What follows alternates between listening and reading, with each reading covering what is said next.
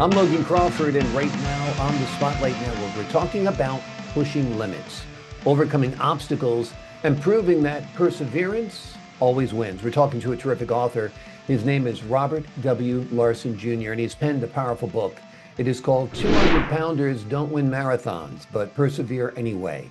In the book, he shares inspiring personal stories and life lessons on endurance, sports, and self-improvement. Whether you're an athlete or just someone looking for motivation, this book proves that with determination and faith, you can achieve more than you ever imagined. We're delighted to have this very talented author join us here today on Spotlight. We thank the team at Atticus Publishing for helping us put him in the spotlight today. And we ask viewers like you to support authors like him by subscribing to our channel and by purchasing his amazing book. The links are below this interview. And be sure to download the Spotlight Network TV app, streaming on Roku, Apple TV, and Amazon Fire TV. Robert, thank you so much for joining me here today on Spotlight. Thank you. Oh, you're very, very welcome. Talk to us a little bit about how your experiences as a college and military football player helped shape your views on perseverance. Actually, it was a result of a book that I was going to contribute to when I was in uh, actually a junior in high school. I got kicked off the baseball team for being a stranger. The coach brought me aside and said, "These kids have been playing together since seventh grade. Since you're a newcomer, I no longer want you on my baseball team." And it's written when sometimes the Lord shuts a door, another one open. As it happened, I had a bet with a fellow student that I couldn't pole vault and 9 feet. And so I won the bet, and then the track coach said, "Where have you been?"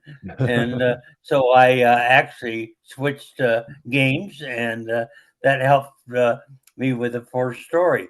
I submitted it to Chicken Soup for the Soul, but it went through the first wave, but it didn't get printed. So that kind of inspired me to get started. The other Well, thing that inspired me was reading about Rudy, and a lot of people know about that. The Notre Dame football player who overcame both academics and ability and got to play a few plays for Notre Dame. hmm. And today he's a motivating speaker, and his family are now college education. And so the education uh, attributes in the family has risen since he determined that he was going to play football for Notre Dame. And so then I also read a lot of self help books. I appreciate Kurt Warner, Brett Favre, and even Lou Holtz. And I Mhm. have these books to help me get inspired. And then I also got inspired by a player who played for three different teams and Conrad Dobler, and Hmm. he's worked with me a little bit. We had lunches before he died, and he gave me some ideas. He said, "Have you been in the pros and then maybe kicked to all three teams? You'd have something motivator." But that's not how the story ends. Yeah. I don't know.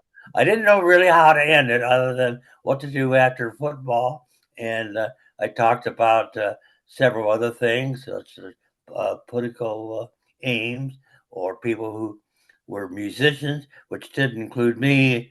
I didn't get started in playing. I wish I could have actually learned how to play the piano and that type of thing. So that's when I didn't pursue something that Hmm. but I had a dream. I had a family of athletes. My Hmm. father was a champion wrestler for the University of Iowa when I was born, and I would think he was probably about number two in the nation. He but a co-captain of wrestling team, and I would claim he's probably number two in the nation as far as wrestling is concerned. Hmm. So that in the family helped, and then entrepreneurship also with my great grandfather who came over from Norway, became a tailor, and then by the time he was ready to retire, he had uh, founded several churches, several businesses, several banks, and Hmm. really was a millionaire. Now, Dad Amazing. wasn't, but and I'm not, but I have done real well lately, and so I wanted to write this book, and I motivated. We have a family cabin up in central Minnesota that's been family for over 100 years. I'd like to earn enough money to add some improvements to it as it becomes more modern. It was original boys' camp back in Lake Hubert, and it's a family tradition right now. So those are some motivating factors, and then a wish to help others who want to be discouraged for some reason to keep it up. And as Jimmy V once said in Cancer, don't give up. Yeah, absolutely. Absolutely. When it comes to pursuing sports, how much of it is mental? A lot is mental. And particularly if you have a good coach who actually help that rather than run you down, builds you up, Yeah. uh, and actually because if you believe you can, there's been a lot of books from cybernetics to others who claim that if your mind thinks you can, then you do it. Yeah. Or even consider the bumblebee, who Yeah. supposedly can't fly, but nobody has told the bumblebee it can't fly. So, Exactly. Or the uh, GOAT, the greatest of all time, Tom right, Brady. He was right, skinny, he was yeah, slow, he didn't have I much know of it. an arm, and he Right. became the greatest quarterback of all time because of perseverance, like you talk about, right? Oh, that's right. That's one of many. Kurt Warner is something that I actually admire, and I've written several. I mean, have read several books about people of that nature that have done in sports Yeah. and have done well. Talk to us Just about marathons a little bit. What's it like running in one? tiresome. It's a if you want to get in shape, you run 5Ks and 10Ks. Run. Running a marathon just takes guts or that type of thing because you're actually pushing yourself among when you're tired and you want to quit. The first marathon I ran was in sunny California. I Mhm. made a mistake in El Toro putting on a football jersey, and it was great at 6 o'clock in the morning. But by 10 o'clock, I was beat red. And when a couple teenage girls giggled as they ran past me, but fortunately, I ran amongst the orange groves there, and so the last few miles I would run, suck on an orange, walk, and continue until I finished. When I got there, I told my uncle, Joe, who was to pick me up, that I'd be there in about 2 hours, but it took more like 4. And when I got there, they hosed me down, and I was that warm looking. And of course, then I was sore for a few days afterwards, but I made it. And then I had a plan to run 3 a year during the 80s. Actually, it was a 3-3-3 program, 3 5K, 3 10K, 3 half marathon, and 3 marathons. So for Wow. I had several years where I ran 3 of them, and then back in the 90s, and then I found out I fell off a horse in Mm. Wyoming and hurt my hip, but it took a while before it manifested into a gashing. And so when I got my first hip operation, they Mm. said no more marathons. And Yeah. I asked the doctor why, and he said, "Well, it's just like driving your car without oil in it." So he got my attention. So then I switched to smaller races and triathlon, and then kept on till I was way past almost 70, and then it didn't seem like I got busy. I haven't done it lately, but at least I Yeah. have that idea that I Exactly. could do it. That when you look And back on all the sports that you excelled in, you were a pole vaulter, you were a football player, a runner. What's your favorite sport? football, Yeah. I like to catch passes, and it was bad because they didn't throw very much when I was playing, and they had limited substitution. I'd love to play in a game today where I can could have concentrated. I'm not really fast, but I do run accurate routes, which is helpful. And because even in high school, the coach said, "Why can't those skinny legs run faster?" And yet, I broke the school record in the 880, but I wasn't the good good sprinter, which I would love to have been. To me, there's no more fascinating sport than football. It's like watching a war on a playing field. Don't you Yes. think? Yeah, particularly being a Marine and being thrust into combat and knowing military tactics or something.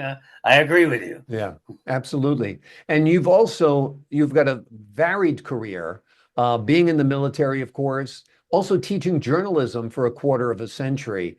Oh, yes. How did you get into doing that, and how did you like that? Well, that was really my background because I would call myself a wordsmith. Mhm. A wordsmith. And Hmm. the idea, see, my dad had a newspaper and it Hmm. got burned down. And when he was young, we moved to Wyoming. He became a publisher of a farm and ranch monthly publication.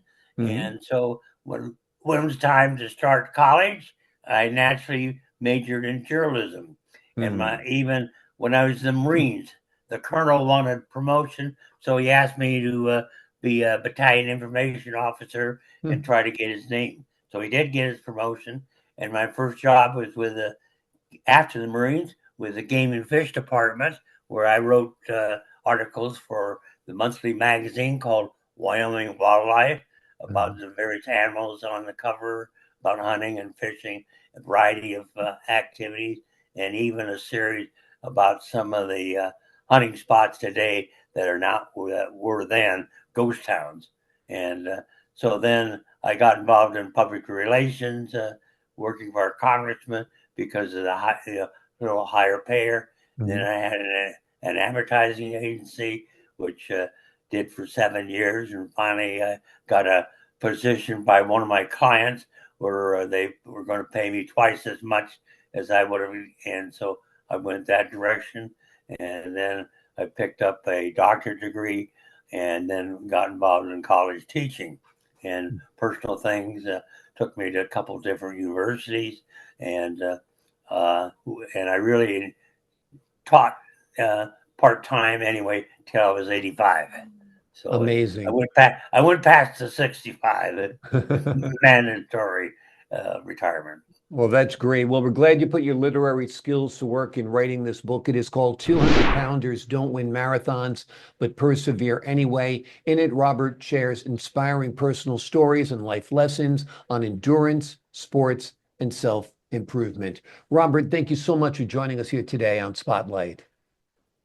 Thank you for having me, and I appreciate your questions, and I appreciate being up with you on the air. I Bye. appreciate your time and your insight, your wit, and your wisdom. To the folks at home, I'm Logan Crawford, thanking you for your time this time. Until next time on Spotlight.